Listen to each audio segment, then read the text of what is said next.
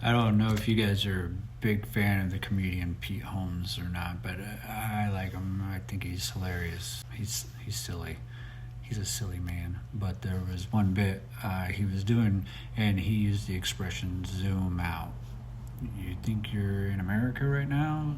Zoom out. You're on a space rock or something like that.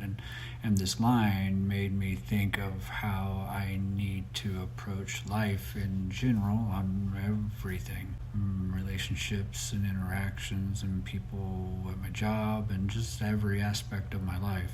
For instance, when I'm speaking to somebody and they're just super short with me and responding super aggressively, like at the supermarket or something, and it feels like, oh, what did I do? Did I attack you? And they're having a completely non-proportional response to the situation, to what you said or what you did or didn't say or didn't do.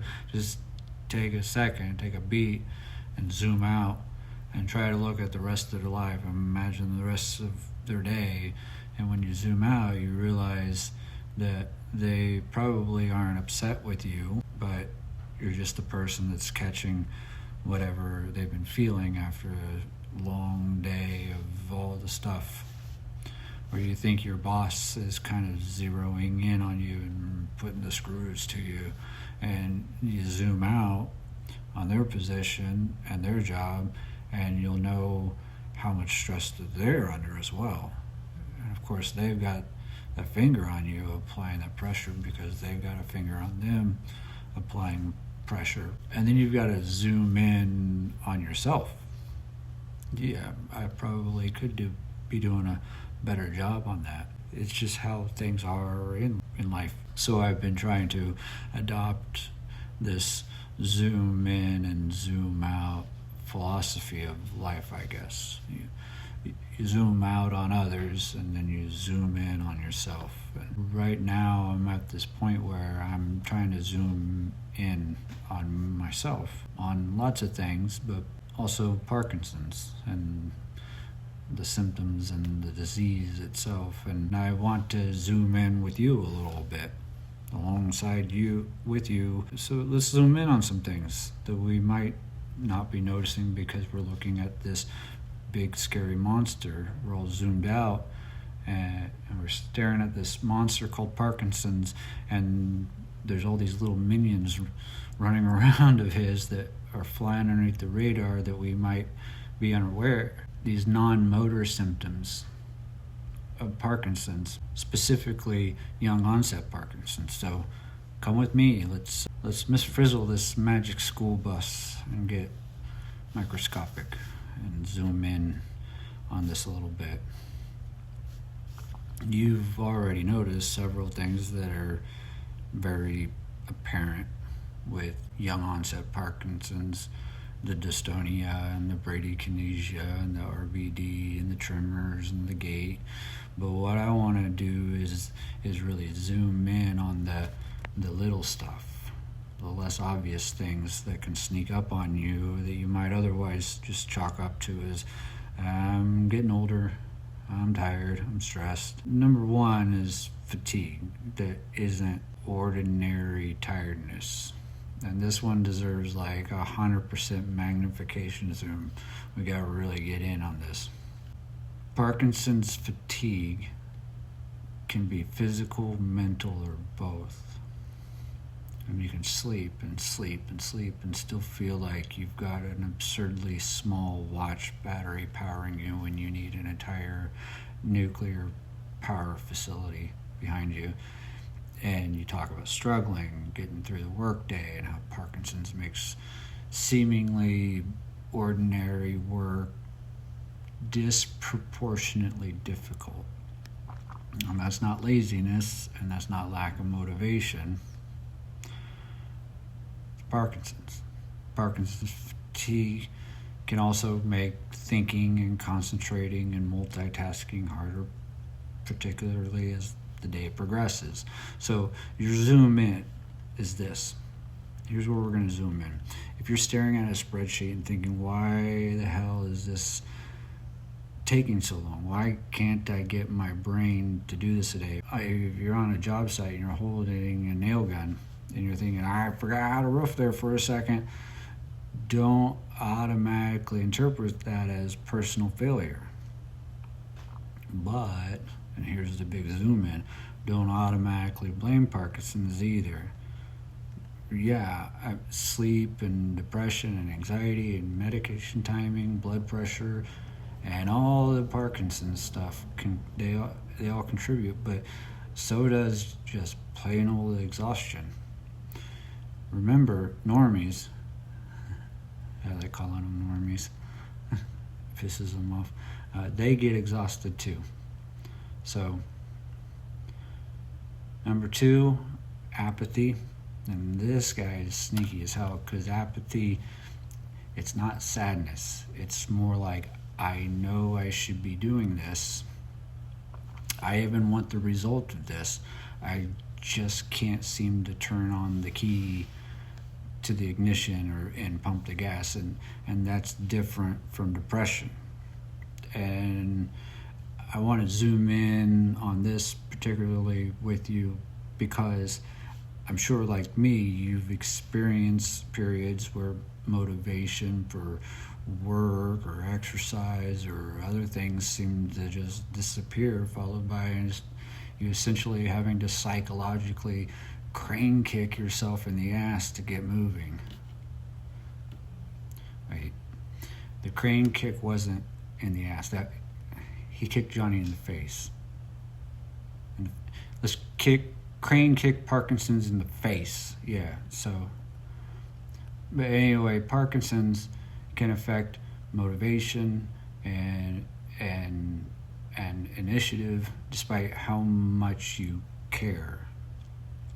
And apathy is a recognized motor symptom. Let's zoom in. You can't take every unproductive day as a referendum on your character. But also don't use Parkinson's as an excuse for everything. There's a distinction. Everyone needs motivation from time to time. Everyone. We just need a few more guidance counselor posters than most people to get going. Number 3, anxiety. Anxiety can masquerade as cognitive decline. And this is important. I'm sure that you've worried about this one. It's a scary one. We've all heard the stories and we've all seen the studies. Have you started forgetting things? That can be scary. What about forgetting things? Have you started forgetting things? That's scary. What about forgetting things? I'm kidding. I'm messing with you. But forgetting things and memory lapses or difficulty concentrating or experiencing unusual perceptions might mean that you're headed towards the path of dementia. Not necessarily. Anxiety itself can screw with all of that, with your attention, with your working memory, your performance. And poor sleep and fatigue can do the same. So let's zoom in on this one. I couldn't concentrate today is not the same as my brain is deteriorating. But a persistent or progressive change in memory and cognitive function, reasoning, the ability to perform regular familiar tasks, that could be something that deserves discussion with your movement disorders team. And just because you're YOPD, early dementia isn't something to assume from ordinary lapses. YOPD sounds like an awesome cop show set in the future, probably with cyborgs. And Dean Cain is in it for some reason. YOPD generally has fewer cognitive problems than later onset Parkinson's, particularly earlier in the disease. So if you're young like me, you're probably not sliding into the dementia yet. And then there's all this autonomic stuff, all right, the body stuff. You already discovered some of the fun parts of it, I'm sure. Constipation, urinary problems, partial emptying, difficulty, but there's bigger autonomic things in this world, and what you should be zooming in on is lightheadedness when standing and feeling faint, your blood pressure drops, excessive sweating, or not sweating when you should be sweating, reduced sweating, the heat intolerance, peeing a lot, not necessarily in quantity, but in urgency and frequency. That's a big one. Unexplained changes in blood pressure. They're all part of the Parkinson's symptom spectrum they're on. Some people may get some of these and some may not. Some of us may have all of them. Some of us may have a few. But let's zoom in on all those. They are also a part of getting older.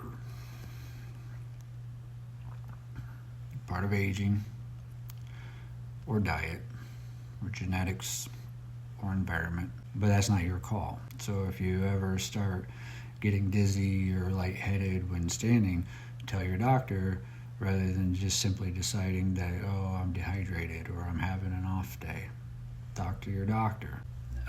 Vision, particularly when you're seeing things in your peripheral vision that you're worried about, and maybe worried about hallucinations, the Lulus. Here's where I want you to be really laser focused. Parkinson's related visual phenomena, yeah, it indeed begins as the peripheral flashes or shadows off to the side, and people and animals that disappear when you look at them, and the sense that somebody's standing nearby. But you zoom in, that doesn't mean that dementia or psychosis are around the corner. Hallucinations can be related to Parkinson's, but it can also be related to medications and sleep problems and illness or other factors. A list of things that you should be reporting to your doctors and your medical team and your MD, all of them, even when they're not very frightening. So your rule should be, I notice something, I document that, and then I tell the doctor, not I notice something, I Google that, and then I convince myself that I've got dementia. Speech and swallowing are things. This would be number 6 on the list, right? I don't even know. These can sneak in gradually. So let's zoom in on this. Your voice is getting quieter, you're speaking more rapidly or mumbling. People are constantly asking you to repeat yourself. You have problem projecting, as my old theater teacher would say. You're coughing while you're eating or drinking. Food gets stuck in there. You have saliva and drooling. I take drops for drooling sometimes. You have problem chewing. You don't have to wait until you're choking on a cheap Applebee's steak before you mention it to your doctor. Speech and swallowing problems are recognized Parkinson's non-motor or motor associated symptoms. But also, please stop inhaling your food like you're Kobayashi. You're not in a competition, so take your time. Smell. This is one that people often forget because it doesn't always feel like Parkinson's, but losing your sense of smell or a reduced sense of smell, or it's tied to Parkinson's, and sometimes it precedes the diagnosis by years, kind of like REM sleep behavior does. So it probably doesn't help for those of us that were first stepping into some of these symptoms during the COVID years, but let's zoom in on this. If you notice that your food doesn't smell the way it used to, or you've stopped noticing odors and smells that other people are smelling, it's worth mentioning. And if you can't smell the stuff around you, you can't smell yourself. So pay attention to how people around you react when you're standing next to them. Your medication and the timing of your medication can be a detector within itself. And this one I want you to really pay attention to, because you've got all these yellow pills lined up in your cabinet for the week, and you're concerned about diminishing returns and dystonia, the dystonia that appears when you are approaching your dosage time. That's really important information. If you are noticing this, you take your dose and it improves, and then gradual deterioration, next dose improvement. That's something that your doctor needs to know about, your MDS needs to know about. Also, they need to know about, hey, this is wearing off earlier than expected, or hey, I'm having sudden off periods. Each dose is kind of unreliable as far as dependency. The dyskinesia with the medicine, dystonia with when it starts to wear off, and all those other symptoms that are returning before the next dose. So here's where you zoom in. Young onset Parkinson's patients are prone to motor fluctuations, and the dyskinesias and dystonia, we're bound to get it more often than other people, and our medication timing and dose size couldn't affect that. But here's the big but. I want you to zoom in, because you're not a doctor. Probably. I don't know. Maybe you are. I'm not talking about like a PhD in sociology. I mean like an MD, like Dewey Hauser or Dr. Octopus. But what I'm trying to say is, don't independently start changing doses. Give your doctor that new pattern of what's happening. And here's the last thing I want you to kind of keep in check. Zoom in on this. You are awesome. You are extraordinarily willing to fight Parkinson's, and that's a strength. But occasionally you might turn that strength against yourself. You can slip easily from, I'm going to refuse to let this disease define who I am, into, if I can't do something today, I've failed. And those aren't the same thing. Parkinson's symptoms fluctuate.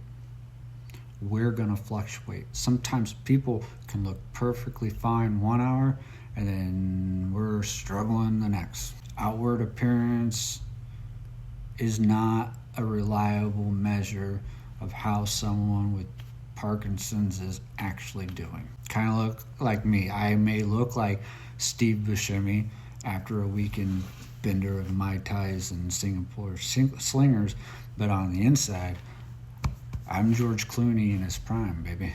Ocean's 11, not Ocean's 13.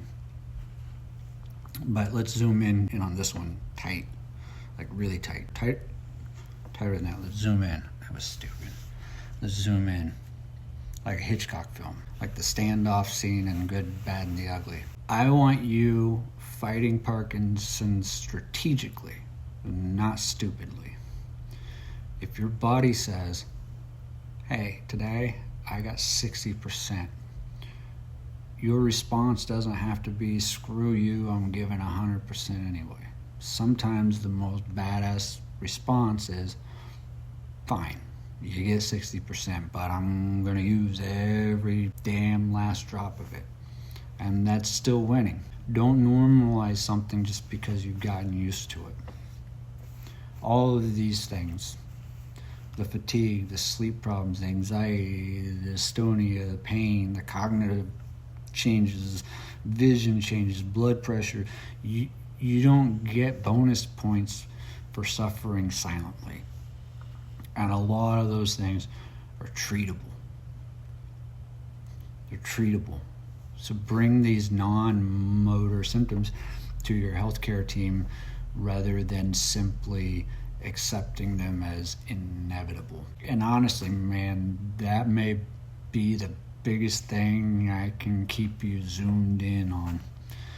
Your stubbornness is an incredible weapon against Parkinson's, but don't let it become an excuse to ignore things and ignore symptoms that your doctors could actually help you manage. But also don't start panicking because you start to notice or one time one of those things started to happen to you. Just zoom in, and then zoom out and work with your doctor to see whether or not you have something new to tackle. But even if it is, don't worry, we've got this.